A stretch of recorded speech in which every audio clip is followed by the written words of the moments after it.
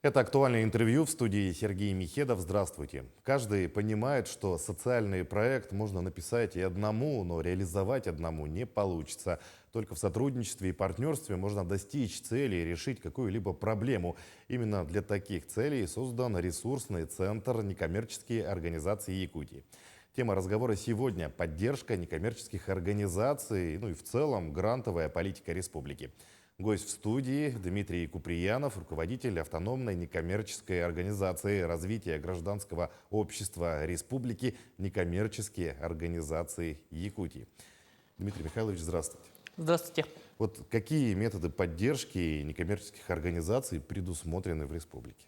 Ну, вообще спектр достаточно широкий, конечно же, начиная от консультационной помощи, в принципе, как по подготовке проектов, так и в целом по деятельности организации, и в целом по республике-то у нас есть масса помощи, как предоставление помещений, помощь в организации мероприятий, помощь в составлении какой-либо отчетности, ну и, конечно же, грантовые поддержки– это финансирование различного рода проектов. Мгм. Вот верно ли, что только новые НКО могут принимать участие в конкурсе грантов главы республики? Здесь есть определенный момент. Мы, как, во всяком случае, как конкурс грантов главы, нет как таковых ограничений по сроку деятельности организации, и это скорее даже особенность в том, что у нас организации, которые только были созданы и на момент подачи заявки были в процессе подготовки проектов были или конкурсные заявки были подготовлены, они могут принять участие. Мгм. Поэтому у нас это такая особенность, которая пока мало где встречается. Мгм. Ну вот если мы хотим, да, подать, например, вот какой-то свой проект, но не знаем, как это сделать, к кому вы порекомендуете обратиться на первых этапах? Э, Достаточно хороший, интересный вопрос. У нас существует очень много ресурсных центров. Есть республиканские, их у нас 7 штук. При Министерстве по делам молодежи и социальным коммуникациям у нас есть наша некоммерческая организация «Ресурсный центр». Мы стараемся помогать тоже что в принципах доступности. И в каждом муниципалитете у нас на самом деле есть Мгм. специалисты администрации района, которые тоже этим занимаются. И у большинства районов сейчас открываются муниципальные ресурсные центры. Мгм. Поэтому, в принципе, есть возможность обратиться к ним.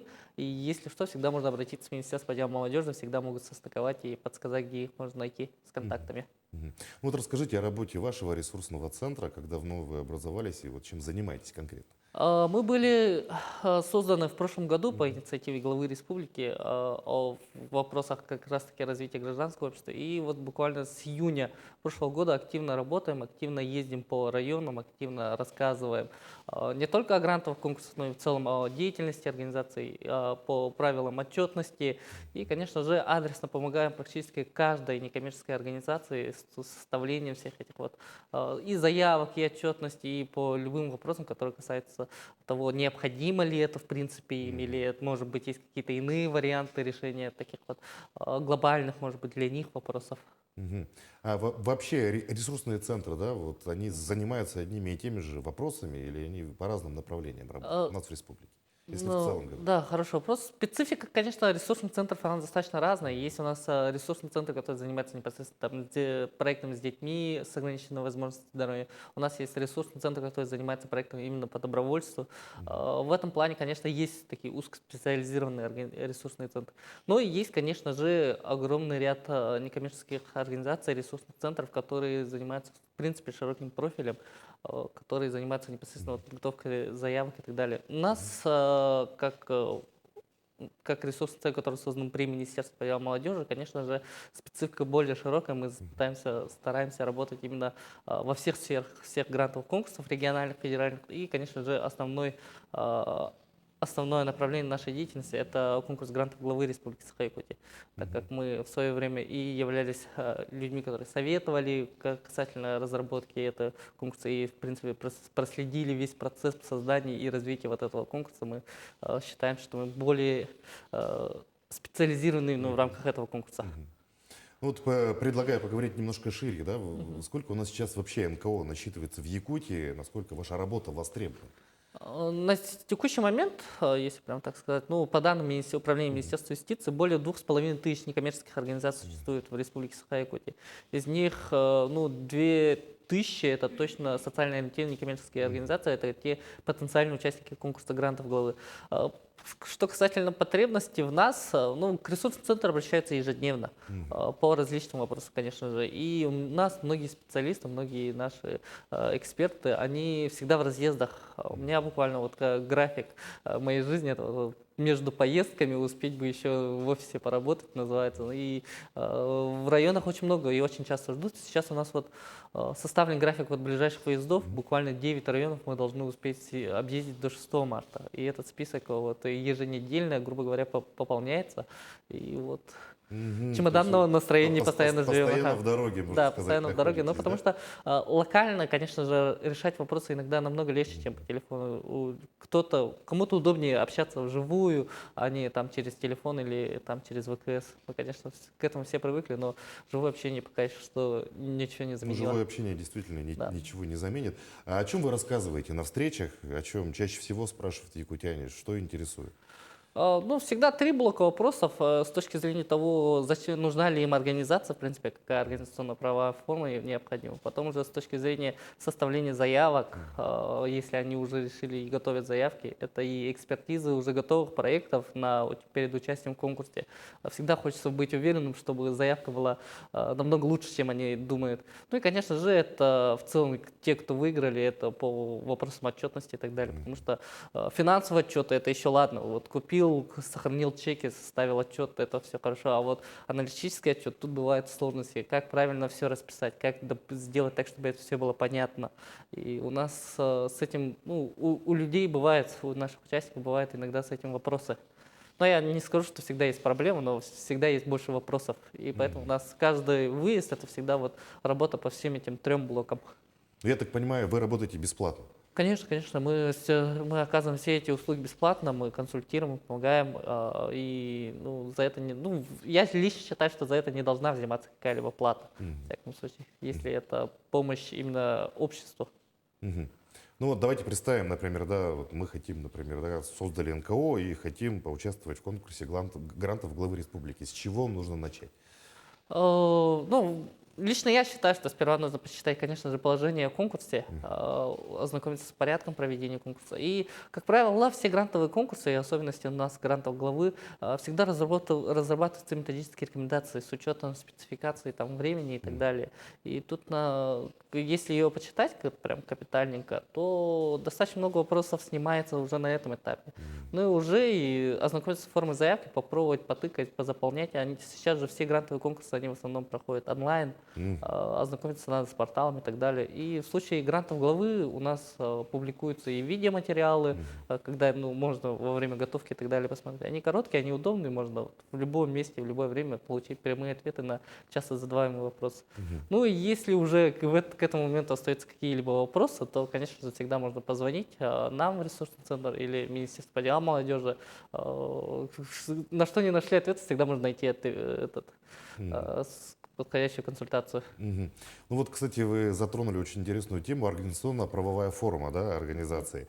Мне кажется, с этого в принципе стоит начинать, да, чем будет заниматься организация. Вот здесь какие нюансы есть?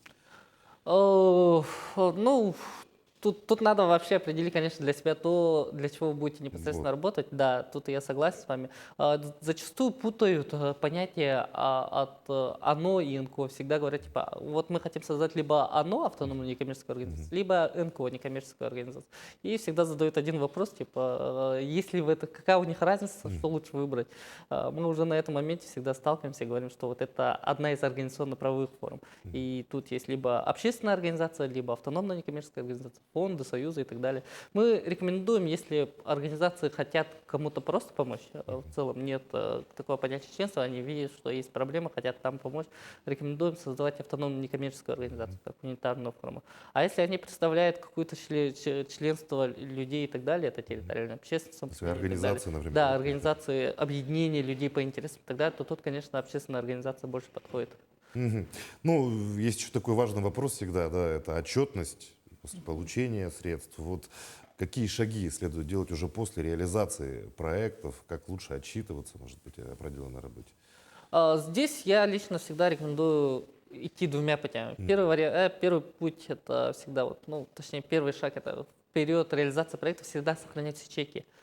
Создали папочку под проект, это всегда удобно, приятно. И сохраняем вот буквально все документы. Запрашиваем всегда все документы. И каждый шаг, каждое действие всегда лучше фотографировать. Ну, в телефоне памяти всегда у людей хватает. Почему бы не сделать фотографию, не выложить это в социальных сетях? Это потом всегда помогает с точки зрения того, что хронология сохраняется, и это запоминается. В социальных сетях особенно вот прям по срокам идет. И лучше всегда, конечно, каждое действие, оно либо документировать сразу на месте в процессе. Вот получается, вот провели мероприятие, на следующий день сразу же пост. Или в тот же вечер сразу выкатили какой-то пост, потому что это помогает. И уже потом это все необходимо вот сесть и прямо вот аккуратненько в хронологическом порядке все систематизировать. Но если в этом есть вопрос, всегда лучше обратиться к знающим специалистам, экспертам, потому что по финансовой части, по бухгалтерской, особенно по зарплатам, именно по налоговым отчислениям и так далее, всегда есть вопрос. И тут лучше всегда обратиться к людям, которые вот в этом уже не одну собаку съели, как говорится. Ну вот вы ездите, да, можно сказать, по всей Якутии. Какие сейчас НКО у нас чаще всего востребованы, да, можно сказать, или организуются в населенных пунктах республики? Какие направления интересны якутянам? Вот. Специфика времени, конечно, всегда накладывает свои условия. Это всегда вопросы по линии специальной военной операции, помощи жителям. Это всегда направление добровольчества или патриотики. И организации в основном такие сейчас, тенденция появилась. По здравоохранению очень много организаций есть, которые вот, и очень хороших, успешных организаций есть, которые вот именно занимаются там физкультурой или там какой-нибудь там физической укреплением здоровья. Ну и, конечно же, для нас, якутян, очень интересна линия историко-культурного наследия. Это вот сохранение традиций, это вот восстановление каких-то культурных моментов. Ну и языки сейчас активно восстанавливаются, очень много организаций появляется, Сохранение которые, родных языков, да. которые занимаются сохранением родных языков и, конечно же, языков народов Севера. Вот, поэтому можно, наверное, их выделить как основные. У Конечно, нас еще образование. остается совсем немного времени, да, вот, что бы вы посоветовали, да, желающим подать свой проект? Самый главный совет, это, конечно же, не отчаиваться и не унывать. И если уж решили, то идти до конца, потому что, конкурс — это конкурс. Если не получилось, ничего страшного, всегда можно попробовать в следующий раз, учесть все свои замечания, ошибки и так далее. И если уж решились подаваться, то всегда знакомьтесь с правилами, потому что на самом деле все достаточно просто, все хорошо объясняется. И наши органы государственной власти и ресурсные центры, они на самом деле все достаточно открыты и живут тем, что хотят помочь вам, некоммерческим организациям, помогать другим. Поэтому это очень важный момент, когда вот вы решительно идете до конца по намеченной цели. Ну и не тянуть срок подачи заявки до последнего дня, потому что часто бывает так, что вот в последний день, именно в последнюю минуту надо же всегда подать заявку. Ну, действительно, идти до конца, это действительно путь к победе в любом случае, да, и не стесняться, и обращаться в ресурсные центры, получать необходимые консультации. Дмитрий Михайлович, большое спасибо, что нашли время в вашем плотном графике, да, пришли к нам, ответили на наши вопросы. Желаем дальнейшей успешной работы на благо республики. Спасибо. А я напомню, вы смотрели актуальное интервью, оставайтесь на нашем канале.